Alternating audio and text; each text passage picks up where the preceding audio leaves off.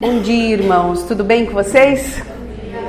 A graça e a paz do Senhor Jesus esteja com vocês. A gente está muito feliz hoje de poder compartilhar um pouco do que Deus colocou na nossa mente, no nosso coração, aqui com vocês. Hoje a gente vai falar sobre os dois caminhos. E os dois caminhos, ele nos leva a uma palavra que é especial, que se chama escolha. Então hoje a gente vai falar sobre escolha. Nós vamos falar sobre o texto específico de Mateus 7, 13, 14, onde diz assim, se você quiser abrir sua Bíblia, fica à vontade. A minha Bíblia está no celular, então algumas vezes, e eu tenho toda a palavra aqui, tá, irmãos? Então eu estou olhando por aqui.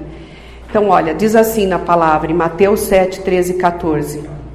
Entrem pela porta estreita. A estrada que conduz à destruição é ampla e larga é sua porta, e muitos escolhem esse caminho. Mas a porta para a vida é estreita e o caminho é difícil, e são poucos os que o encontram. Então eu quero orar mais uma vez sobre essa palavra que nós vamos falar agora, tá bem? Paizinho querido, que o Senhor nesse momento, Senhor, o Senhor fale às nossas mentes, aos nossos corações, Senhor, e que seja o Senhor, o Espírito Santo, a trabalhar em nós tudo aquilo que precisa ser trabalhado, Pai, a começar de mim, Pai. É assim que eu oro, em nome de Jesus. Amém. Nós temos ouvido o Sermão do Monte durante esses últimos meses aqui na DOCA. São mais de 8 meses que a gente está falando sobre o Sermão do Monte. E eu venho entendendo, a partir dessa reflexão, que Jesus, ele quer que seus discípulos, eles entendam, eles percebam aquilo que Jesus quer que seja implementado em seu reino. Durante esse tempo, é como se fosse um regimento de como ser cristão, o Sermão do Monte. Mas não só para os discípulos, dos discípulos até os dias de hoje. É bastante atual. Por exemplo, a gente viu lá em Mateus 5:3, se você quiser ir acompanhando na sua Bíblia, você vai verificar que fala sobre ser pobre de espírito. Cristo fala sobre isso. É a necessidade que a gente tem de admitir, nós temos que admitir perante Deus que nós precisamos dele, que nós não somos nada sem ele. Então, ser pobre de espírito é estar conectado e totalmente dependente de Deus. No 5:4 fala que os que choram serão consolados pelo Espírito Santo e que haverá um dia em que não haverá mais choro. Logo em seguida ele fala ser manso, humilde e herdar a terra. Concentrar-nos nas coisas que realmente importam. Então a ideia aqui é ficarmos menos preocupados com as coisas que nos rodeiam do dia a dia e usufruir a beleza da terra que nos rodeia, como por exemplo o sol, o ar, os amigos, os familiares, não é? Às vezes a gente fica tão preocupado com certas coisas que a gente esquece de usufruir a beleza que Deus nos permite ter. Ter fome e sede de justiça. Jesus, ele diz que a única coisa que pode satisfazer a nossa fome e sede interior é a justiça. E a única maneira da gente matar essa fome e essa sede é lendo a palavra e agir de acordo com ela. Sem isso a gente não é satisfeito. Mostrar misericórdia. Ele diz que mesmo que alguém não mereça misericórdia, os misericordiosos perdoam e mostram bondade para aqueles que não merecem. Manter o coração puro. Jesus nos lembra de que ele não está nem aí para a nossa aparência. Ele não liga para aquilo que a gente aparenta ser. Ele nos lembra que o que importa é a pureza do nosso coração, que é isso que ele enxerga, o que a gente leva no coração. Se o nosso coração é alegre, se ele é verdadeiro, não é? Se a gente está fazendo as coisas de acordo com a vontade dele e de todo o coração. Ser pacificador. Ele promove, ele nos leva a pensar em promover a paz entre amigos e entre os inimigos. Que quando fazemos isso, ele nos lembra, nós nos assemelhamos a Deus. Ele não quer que a gente seja aquela pessoa que inicia uma briga. Ele quer que a gente se mantenha calmo para não querer brigar e apaziguar as brigas. Ele diz que se formos perseguidos por amar a Ele, a Deus, e por fazer as coisas que Ele quer que a gente faça, então a gente vai ter o reino dos céus. Este é o Sermão do Monte. Cumprir todas essas coisas é humanamente impossível sem a presença do Espírito Santo. Nenhuma pessoa consegue fazer qualquer uma dessas coisas sem o Espírito. Em João 14,16, diz assim: e eu pedirei ao Pai, e Ele lhes dará outro conselheiro para estar com vocês para sempre. Depois, Jesus ainda disse, ainda continuando no 5,13, Jesus diz assim: para nós sermos sal e luz, fazer a diferença para melhor onde quer que a gente esteja, mudando o ambiente para melhor. Ou seja, todos os lugares aonde nós estivermos, esse ambiente ele tem que modificar para melhor. Ele tem que ser diferente porque a gente está naquele lugar. A gente tem que fazer a diferença. E em seguida, ele trouxe coisas bem práticas relacionadas ao nosso dia a dia. Ele fala do cumprimento da lei, fala do homicídio, do adultério, do divórcio. Ele fala sobre o juramento sobre vingança. Ele fala sobre amor aos inimigos, ajuda aos necessitados, sobre oração, sobre o jejum. Fala sobre tesouros no céu, fala sobre preocupações da vida e sobre julgamento ao próximo, persistência na oração e sobre a porta estreita e a porta larga, que é o dia de hoje, não é?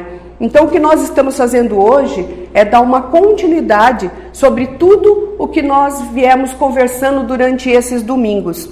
Jesus Cristo traz agora, nesse versículo, uma aplicação prática do ensino e ilustra com dois caminhos opostos ao usar a figura de imagem, porta estreita e porta larga.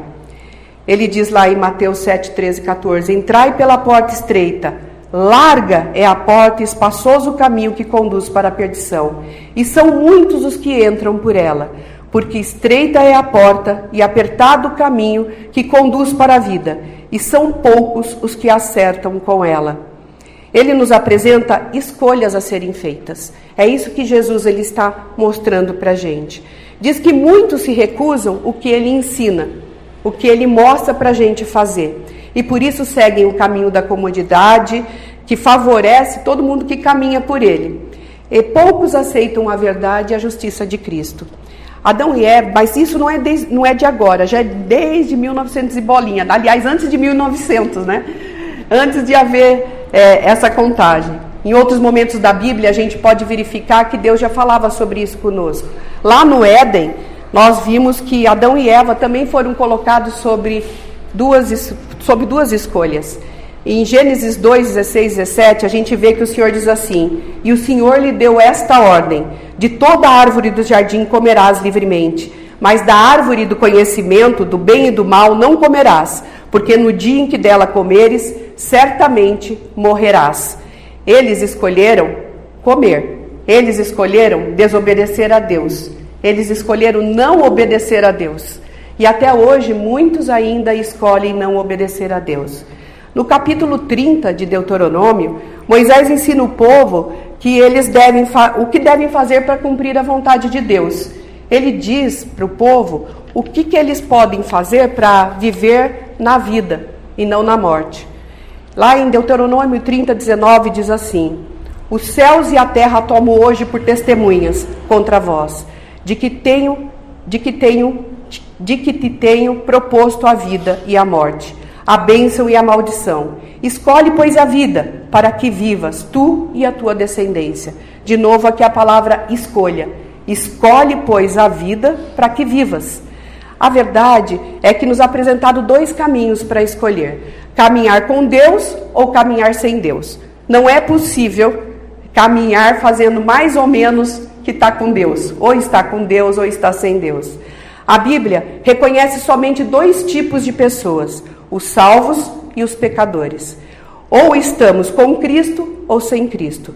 Fomos criados para a eternidade. Uns irão viver no céu e outros no inferno. E nossas escolhas diárias, todas as escolhas que a gente faz no dia a dia, elas têm impacto na eternidade. Existe uma autora famosa, na verdade ela já faleceu, foi em 2007, que chama Madeleine L'Engle, que escreveu o seguinte, que a capacidade de escolher que faz de nós seres humanos. Esta frase quer dizer que isso nos diferencia dos animais. Nós não somos animais irracionais. Nós temos a capacidade e a competência de escolher. E todos os dias, em todos os momentos, nós temos a possibilidade de escolher para cá ou para lá. Ou seja, a gente não deve ser aquelas pessoas que agem por impulso, não é? A gente sempre tem que parar e escolher. Uma decisão sempre é nos solicitada o tempo todo. Quando eu era adolescente, eu, Regina, eu li uma frase que se tornou um grande mote para mim, que dizia assim: minha vida depende dos sims e dos nãos que eu digo na hora certa. Eu lembro que essa frase ela fez diferença para mim, porque eu comecei a assumir as minhas escolhas. Eu comecei a pensar, eu tinha apenas 13 anos. E eu lembro que a partir de ler essa frase, eu comecei a entender que todos os sims e nãos que eu diria durante a minha vida, modificaria a minha trajetória, modificaria aonde eu chegaria. A gente escolhe todos os dias. Algumas escolhas, elas são mais fáceis. O que vestir, o que comer, onde sentar. Outras, elas são mais complexas. E tem dias que a gente não quer escolher, né? Durante esses dias que eu vinha pensando sobre esse texto, eu fiquei me analisando e fiquei vendo que algumas vezes eu não quero escolher. Algumas vezes eu fico tentada a falar, escolhe por mim, não é? Sabe aquela vez que parece que você está cansada, que você fala, por favor, escolhe por mim.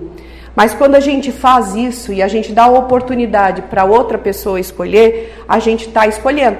A gente está dando o direito da outra pessoa escolher por mim. O importante é que a gente entenda que eu dizendo que eu escolhi ou não, eu continuo escolhendo.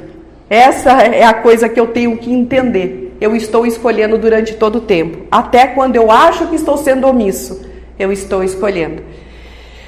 Quando eu e o Júnior, o meu marido, a gente vai a um restaurante e ele pergunta assim para mim, o que você quer? Vem o menu, né? E daí ele fala assim, o que você quer comer? Aí, algumas vezes, e durante essas vezes que eu estava pensando sobre as escolhas, algumas vezes eu disse assim, não sei, escolhe para mim, né?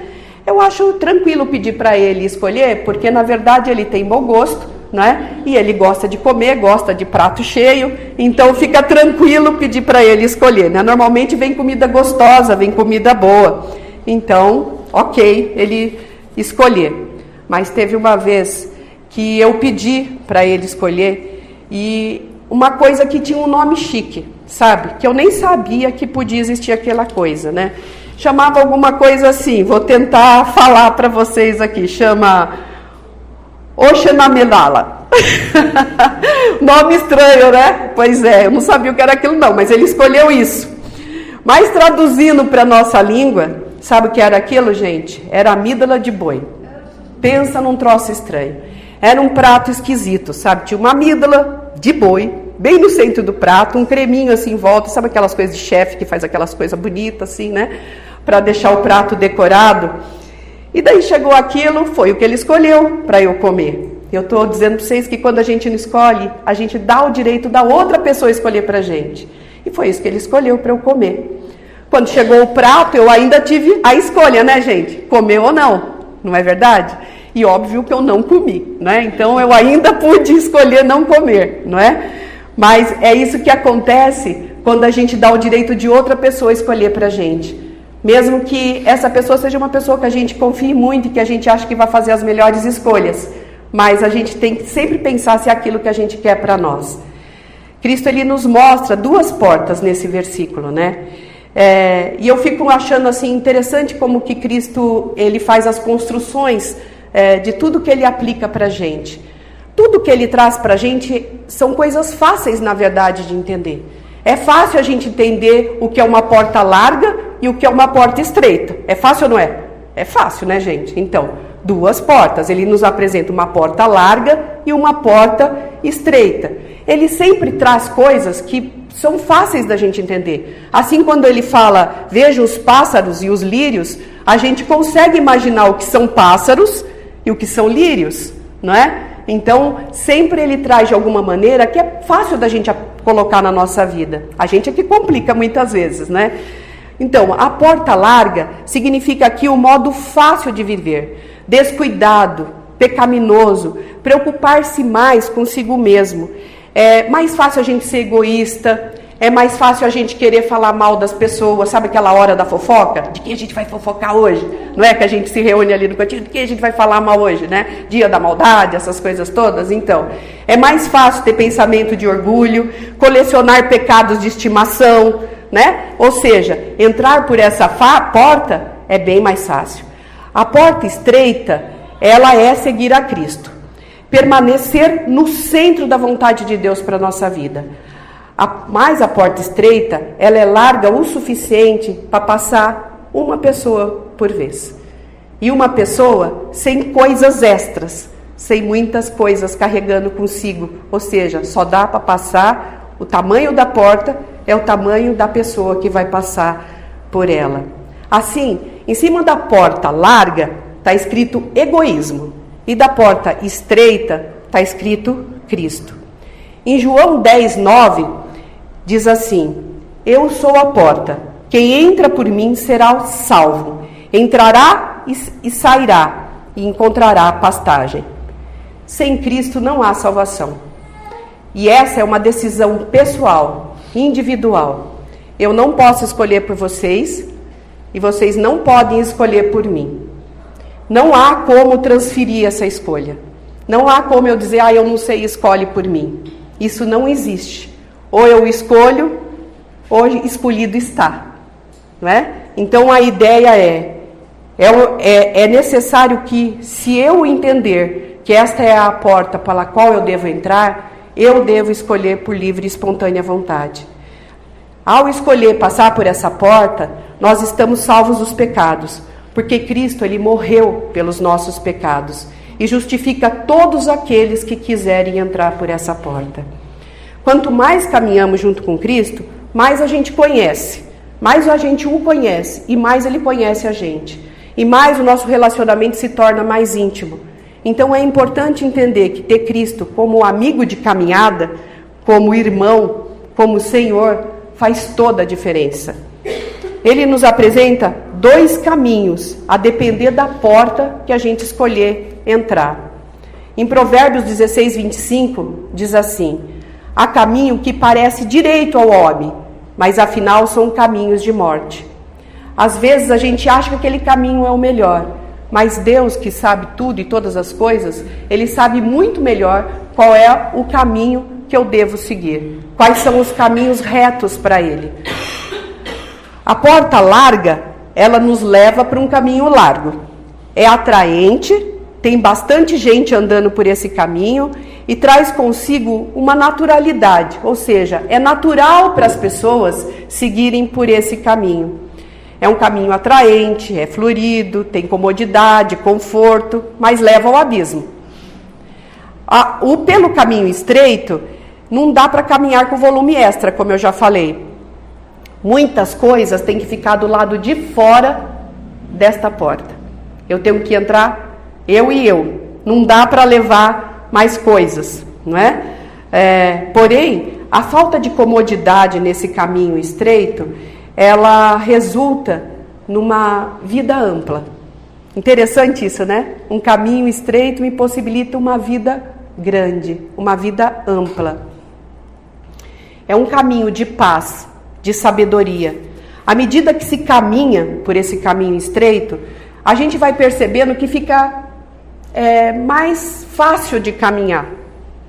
A gente vai entendendo e encontrando poucos caminhantes pela estrada. Na verdade, a gente encontra poucos irmãos de fé no caminho.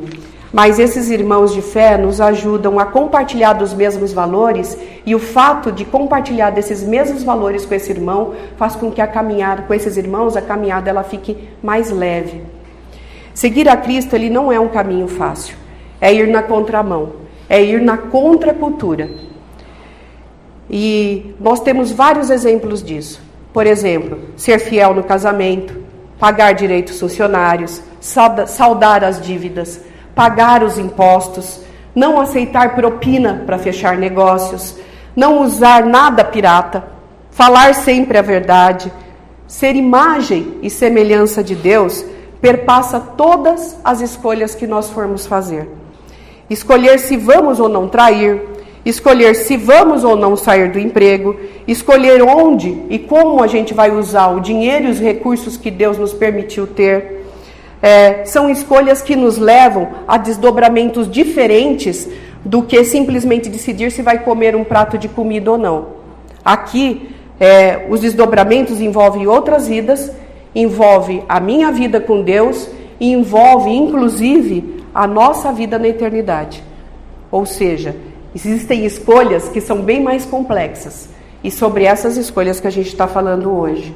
A gente tem que saber escolher de acordo com a vontade de Deus. Requer esforço e sem o Espírito Santo, como eu já disse para vocês, a gente não consegue. Moisés, ele escolheu andar no deserto e ele abriu mão da riqueza dos hebreus. Ele escolheu não a facilidade, mas a vida mais difícil, na verdade. Moisés escolheu o caminho mais estreito. E é importante dizer que não é Deus que dificulta o nosso caminho. Podemos dizer que é o sistema, são as pessoas. O que facilita é sabermos quem somos em Deus. Se nós entendermos quem nós somos em Deus, isso facilita a caminhada. Quando entendemos que somos filhos amados, queridos, que entendemos que a gente possui o mesmo DNA de Deus, então a nossa caminhada, e as nossas escolhas, elas passam a fluir mais naturalmente do que antes de eu ter essa certeza no meu coração. Quando a gente assume essa posição diante de Deus e diante dos irmãos, as nossas escolhas, elas passam a passar pelo filtro da palavra, passam a passar pelo filtro da vontade de Deus. E de alguma maneira, a gente começa a se sentir mais seguro, mais confiante, mais firme nessa caminhada. Algumas decisões que antes eu não saberia se eu diria sim ou não, agora fica mais fácil.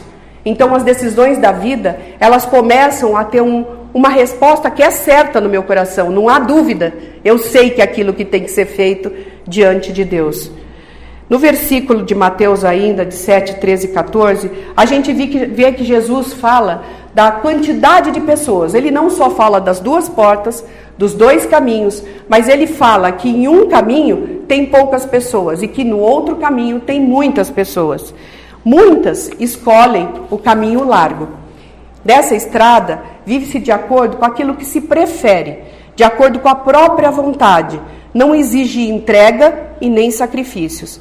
Atrai mais seguidores, óbvio, porque no caminho estreito a gente precisa abandonar a gente mesmo e viver em favor das exigências de Cristo. Há milhões e milhões de pessoas que escolhem viver sem Cristo, ainda nos dias de hoje. Eu entendi a certa altura da vida, que a gente se torna semelhante às pessoas que decidimos passar mais tempo juntos. Então, eu decidi mudar muitos dos meus hábitos. Podem ser poucas as pessoas que hoje caminham com a gente, mas nos fazem melhores. E a gente também decidiu que a gente também tem esse compromisso de fazer com que essas pessoas elas sejam melhores, não é? Essa é uma decisão e que você pode fazer a qualquer momento da sua vida. A porta estreita, são poucos que a encontram, porque é uma vida separada do pecado e que busca a Deus em primeiro lugar. Ela não é popular, não é uma estrada popular. Porém, nesse caminho, os que escolhem têm a melhor companhia, têm a companhia de Cristo. Em Mateus 7,12, nós temos o seguinte, que por incrível que pareça é o versículo que vem antes desse que a gente está estudando, e por isso eu quis trazer para vocês. Jesus nos diz: tudo quando, pois, quereis que os homens os façam, assim fazei vós também a eles, porque esta é a lei e os profetas. Eu entendo, lendo esse versículo, que aqui a gente entende de Jesus que é assim que Ele quer que a gente viva, que essa é a regra de ouro, que a gente deve viver fazendo para o irmão, para os irmãos, para os caminhantes que caminham junto conosco na estrada, sendo irmãos em Cristo, favorecendo os irmãos em amor, sendo amor para os irmãos, doando nosso tempo, nosso talento e o nosso dinheiro, inclusive, para os irmãos que caminham conosco. Esta é a ideia que eu percebo nesse versículo que para mim é a chave de ouro. Em Mateus 28, 19 e 20, Cristo também nos ensina como caminhar por esse caminho estreito. Ele diz: vão e façam discípulos de todas as nações, batizando-os em nome do Pai, do Filho e do Espírito Santo, ensinando-os a obedecer a tudo que eu lhes ordenei, e eu estarei sempre com vocês até o fim dos tempos. Quando ele diz ali tudo, olha, para a gente ir fazer discípulos, ou seja, o que é fazer discípulos? É falar, é viver como Jesus Cristo quer que a gente viva. Ao vivermos como Jesus Cristo quer que a gente viva, naturalmente os discípulos, eles estão vendo, aquela pessoa ela age diferente, ela pensa diferente, ela faz diferente. Naturalmente as pessoas elas querem saber mais sobre isso. E batizando-os em nome do Pai, do Filho e do Espírito Santo. Falando do batismo e batizando as pessoas em nome do Pai, do Filho e do Espírito Santo. Ensinando-as a obedecer, que é exatamente o que a gente faz aqui todo domingo de manhã, né? Fala de obedecer a palavra de Deus. Então, a gente faz isso aos domingos, a gente faz isso durante a semana, durante a escola da família, mas a gente faz isso também por meio da nossa vida, né? Vivendo onde quer que a gente esteja, no escritório, no trabalho, em casa, na escola, onde quer que a gente esteja, a gente está ensinando e falando de Jesus Cristo por meio da nossa própria vida. Veja que nesse versículo a gente percebe que ele fala: e eu estarei sempre com vocês até o fim dos tempos. Ele não nos prometeu que se o escolhêssemos, nós teríamos dinheiro no banco, que nós não teríamos mais problemas, que não haveria mais doenças. Ele prometeu que estaria conosco em cada situação. E isso faz toda a diferença, porque ele nos ajuda a ver as circunstâncias de modo diferente.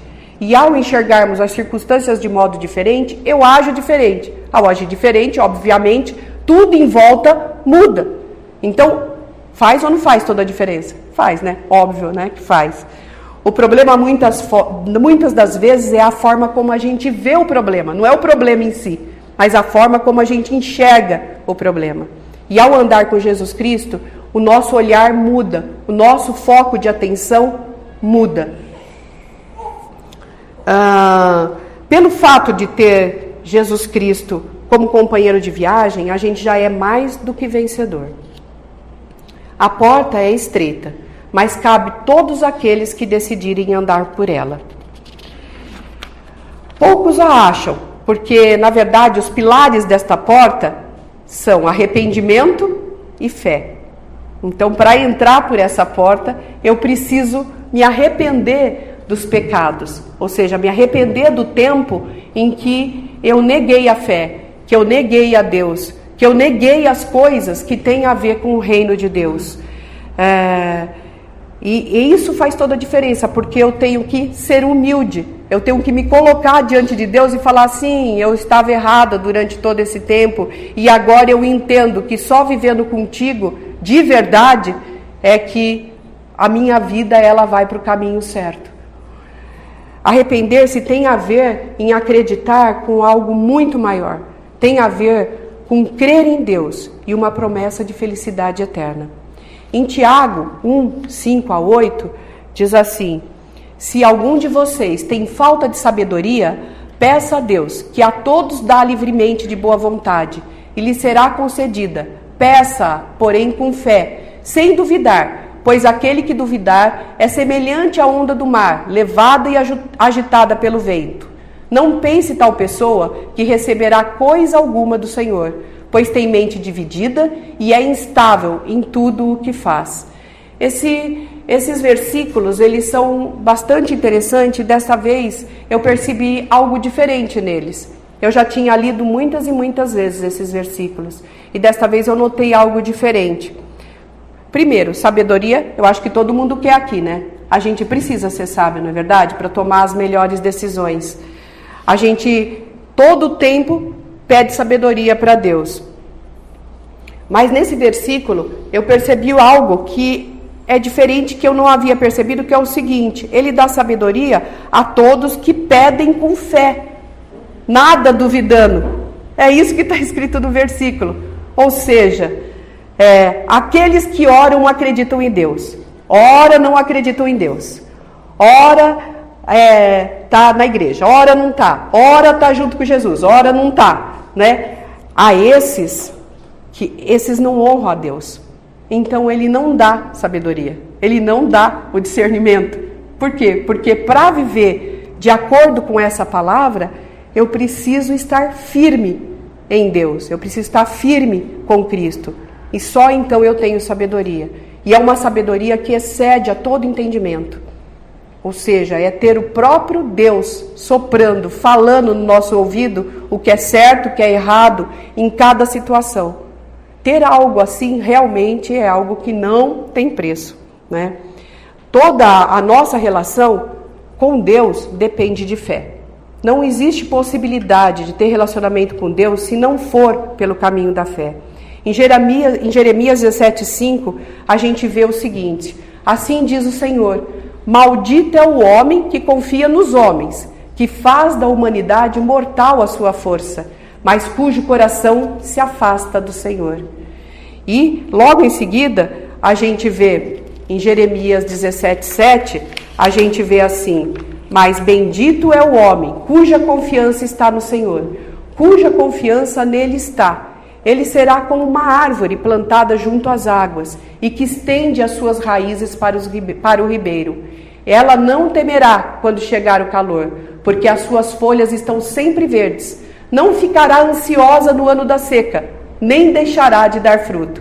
Olha como esse versículo, ele é poderoso, né? Ele diz assim: não ficará ansiosa no ano da seca, não deixará de dar fruto. Ou seja, mesmo que haja seca, não deixará de dar fruto. Nós aqui experimentamos isso. Eu digo aqui, né, porque aqui da parte de cima é uma empresa, né? E nós passamos por isso. Ou seja, durante um tempo da nossa vida, nós tivemos um tempo de seca. Foram os últimos 4 anos da nossa vida mais difíceis que a gente teve em termos de não ter cliente, né? Não ter de onde tirar recursos, não é verdade? Mas Deus, ele não permitiu que nada nos faltasse. E durante cada momento da nossa vida, a gente foi vendo o agir milagroso do Senhor, dia a dia. Precisava-se de R$3.750, aparecia R$3.750, dando exemplos assim aleatórios, não é? Mas Deus, ele foi assim maravilhoso conosco durante todo esse tempo. Não nos deixou faltar nada. E nós cremos em Deus durante todo o tempo. Ou seja, a gente não pode crer em Deus quando a situação está fácil, ou crer em Deus só quando a situação está difícil. A gente tem que crer em Deus durante todo o tempo e honrá-lo durante todo o tempo. Durante os últimos 4 anos foram muito difíceis, é bem verdade. A gente percebe agora que existe um novo ar inspirando as nossas vidas em termos de negócios. A gente percebe que há negócios, que existem negócios entrando e que muito possivelmente as coisas elas irão mudar. Mas o que não pode mudar é o meu comportamento e a minha atitude diante de Deus. Mesmo que venha muito dinheiro, muitos negócios, que a gente tenha muitos funcionários e que a empresa cresça muito, não é? Mesmo assim, eu tenho que ser constante. Eu tenho que ter o mesmo tipo de atitude, a mesma fé, a mesma crença em Deus e agir corretamente. Isso é o que faz toda a diferença. É a gente ser bendito ou maldito. É entrar pela porta larga ou pela porta estreita. Andar pelo caminho largo ou pelo caminho estreito. Existem circunstâncias na nossa vida que nos ajudam a entender a nossa fé. Com certeza, quando a gente passa por sufocos como esses que a gente passou, a gente entende mais claramente qual é a nossa fé. É como se o próprio Deus esquadrinhasse o nosso coração e dissesse: assim é você, esse é o seu caráter, é nisso que você precisa ser trabalhado. A inconstância, ela é uma marca de quem não tem fé. A constância é marca de quem tem fé. Então é muito importante a gente entender que Deus não aprecia essa coisa de ficar inconstante. Ora eu estou louvando a Deus, aleluia. Ora eu estou falando, meu Deus, por que isso comigo, justo comigo? Eu sou tão certinho, sou tão corretinho. Ou seja, não existe essa possibilidade para Deus. Em Hebreus 11:1 diz assim: a fé é a certeza daquilo que esperamos e a prova das coisas que não vemos. Então, o que é ser fiel? Né? É demonstrar que a gente tem fé, que a gente é verdadeiro e manter-se com fé. Ou seja, com fé o tempo todo, com aquilo que a gente se comprometeu. Aquele que está convicto e, portanto, é constante. É o ato de crer, demonstrar obediência. É ter a certeza de que Deus nos levará para um caminho seguro, independente daquilo que eu estou vendo. Porque às vezes a gente olha para a circunstância e se desespera. Mas se eu olhar para Deus, se eu parar de olhar para o problema e olhar para Deus, com certeza Ele vai me levar para um caminho melhor. Ele ainda fala de 2 destinos. Pensa bem, quando a gente vai viajar para algum lugar, se você vai escolher algum lugar para viajar, ou se você vai viajar a trabalho, na verdade, você, ao saber para que lugar você vai, você já começa a planejar. E planejar significa registrar, de alguma maneira, aquilo que você vai fazer durante a viagem. Então, você vai planejar o roteiro, você vai planejar o que vai colocar na mala. Então, por exemplo, se você for para Salvador, na Bahia, provavelmente você vai levar roupa de calor, não é verdade? Provavelmente é o que você vai levar. Você vai pesquisar o que pode ser feito por lá e tudo mais que é possível ser feito. Na mesma época, agora no fim do ano, por exemplo, se você resolver ir para o Canadá, a mala ela vai ter que ser de roupas de frio, certo? E você vai ter que se planejar de acordo com a quantidade de peso que você pode colocar na mala. Para você viajar para o exterior, você vai precisar de passaporte. Para você viajar para Salvador, Bahia, você vai precisar do RG, da sua identidade, um documento. Ou até no celular, porque hoje em dia a gente tem documentos no celular que a gente nos permite viajar. Ou seja, quando a gente vai viajar, seja para onde for, a gente planeja de acordo com o destino. Jesus Cristo, ele nos deixa claro que nós somos todos viajantes. Ele está dizendo para a gente que todos nós somos viajantes rumo a um destino. Ele está dizendo isso para a gente nesse versículo. E só existem 2 destinos. Um destino leva à morte, à destruição. A porta e o caminho largo leva a esse destino, destruição. E o que significa destruição? É perda de paz, é perda de tudo, é perda de perspectiva, esperança. Ao chegar ao fim dessa estrada, o estado da pessoa que escolheu essa estrada é irreversível, é irreparável. Significa confinamento, prisão eterna. O outro destino chama vida, em sua gloriosa plenitude. É viver no paraíso com Deus, com Jesus Cristo, por toda eternidade. Existe esperança neste lugar. Os que escolhem a porta e o caminho estreito, eles produzem bons frutos durante a vida. E é possível a gente ver e discernir pelo Espírito quem são esses irmãos. São poucos, é verdade, dentre muitos, mas é possível a gente discernir pelo Espírito. Não significa dizer que aqueles que escolhem o caminho estreito, eles são perfeitinhos, sabe? E que eles são melhores. Não é isso que eu estou dizendo. Eu estou dizendo que as pessoas que escolhem o caminho estreito, elas são imperfeitas. Mas em Cristo, elas podem tudo, possuem mais, não é? Nós somos mais que vencedores em Cristo. Quando a gente escolhe viver com Cristo, a gente se torna melhor não por nós, mas por Ele que vive em nós. Bom, quais são as marcas das pessoas que escolhem a porta estreita? Elas causam impacto no mundo que as rodeia. Todo mundo que escolhe a porta estreita causa impacto. É sal e luz, transforma o ambiente, exerce influência purificadora. Tem característica de generosidade, de acordo com as bem-aventuranças que a gente falou agora. Amam a Deus e ao próximo. Ao assumirmos essa posição, a gente está assumindo o papel de embaixadores no reino de Deus. E é sobre isso que a gente veio falando no Reframe, não é, Léo? A gente vem falando sobre isso, o Léo está fazendo esse estudo na casa dele, a gente fez esse estudo aqui na DOCA de domingo de manhã e a gente vai retomar o ano que vem. Esse estudo, a ideia é que a gente é embaixador de Cristo em todo e qualquer lugar que nós estivermos. E a gente pode fazer a diferença sendo advogado, sendo contador, sendo advogado, hein? Olha que é difícil, né? Mas a gente pode ser embaixador sendo advogado, é uma brincadeirinha, claro, né? A gente pode ser embaixador em todo e qualquer papel, desde que a gente assuma essa posição. A gente pode criar ambientes mais harmoniosos, cheios de valores essenciais para a vida, para que a vida ela se torne de melhor qualidade. Entendemos, durante o caminhar, que as pessoas elas estão ávidas por gente que pensem como as pessoas que caminham no caminho estreito. Durante esses dias eu tenho tido a oportunidade de, ao agir assim, pensar assim e me comportar verdadeiramente como alguém que representa a Cristo, de fazer a diferença na vida de algumas pessoas. E não só impactar a vida dessas pessoas, mas como me sentir impactada por elas. Ou seja, as pessoas também têm a oportunidade de nos impactar com as suas histórias, com as suas vidas, com as suas verdades. Entendemos que um caminho não é tão bom quanto o outro. Ficou claro, não ficou? Que um caminho não é tão bom quanto o outro. Escolher a porta e o caminho estreito é o único caminho que nos leva à salvação. O único caminho para a vida. Devemos ter Cristo como nosso fundamento. As boas obras não bastam. A gente precisa demonstrar dia a dia que Ele é nosso amigo, que Ele é nosso irmão e que Ele é nosso Senhor por meio das nossas atitudes.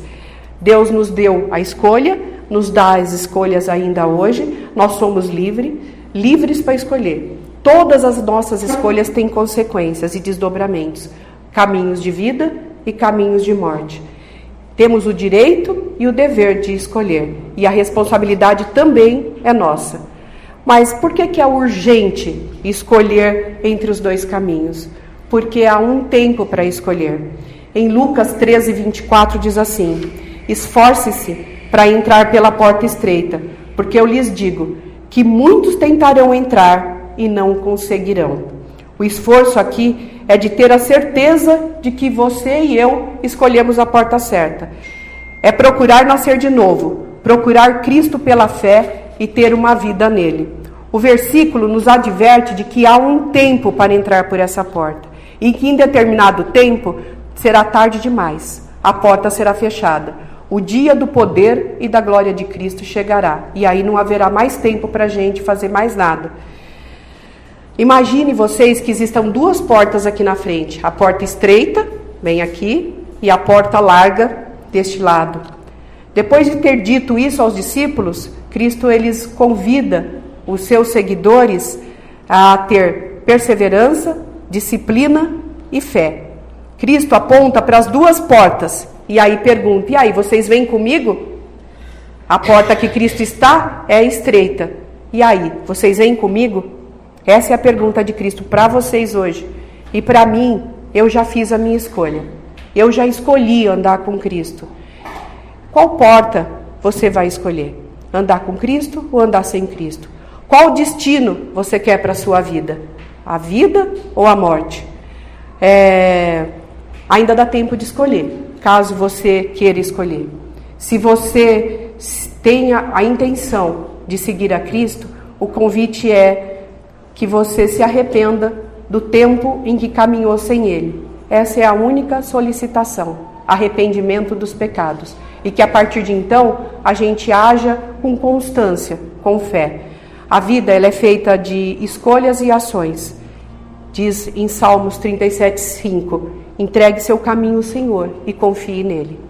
Aqueles que querem entregar a vida a Cristo, aqueles que querem renovar a entrega em Cristo, aqueles que estiveram inconstantes durante esse tempo na vida, eu convido agora, se você quiser, a abaixar sua cabeça e a orar, fazer a oração que eu vou fazer aqui agora, na sua mente e no seu coração.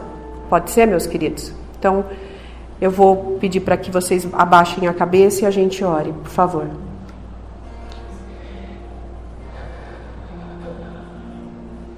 Pai, eu me arrependo, Senhor, dos meus pecados. Eu peço que você enumere aí na sua cabeça que pecados são esses, dê nome a eles. E tenha esse tempo para dizer a Deus que você se arrepende do tempo que você andou sem Ele. E diz quais foram esses pecados.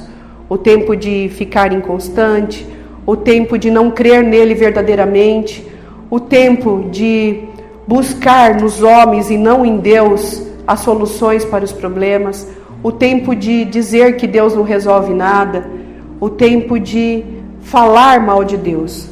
Então eu peço que você se coloque diante de Deus e a gente faça essa oração juntos. Paizinho querido, o Senhor conhece cada irmão e irmã que está aqui hoje, Senhor. Eu peço, Paizinho querido, que o Espírito Santo do Senhor vá em direção a essa mente, a esse coração e faça a transformação por completo na vida dessa pessoa, Senhor. Que o Senhor, Pai, traga esses irmãos e essas irmãs, Senhor, a caminhar conosco no caminho estreito, Senhor. Que eles entrem pela porta estreita, que eles entrem e aceitem Jesus Cristo como seu único Senhor e Salvador. Eu peço, Paizinho querido, que a oração agora que seja feita pela mente e pelo coração dessas pessoas seja a seguinte: Senhor Jesus Cristo, eu te aceito, Senhor, como meu único Senhor e Salvador. Eu entrego, Senhor, a minha vida a Ti e peço que o Senhor seja meu amigo, companheiro de viagem e que faça tudo o que for necessário ser feito para que eu chegue à vida eterna contigo, Senhor. Dá-me, Senhor, sabedoria, dá-me discernimento, Senhor, para que eu consiga, Senhor, desvendar tudo aquilo que é Teu, Pai. Tira de mim tudo que não é Teu, Pai.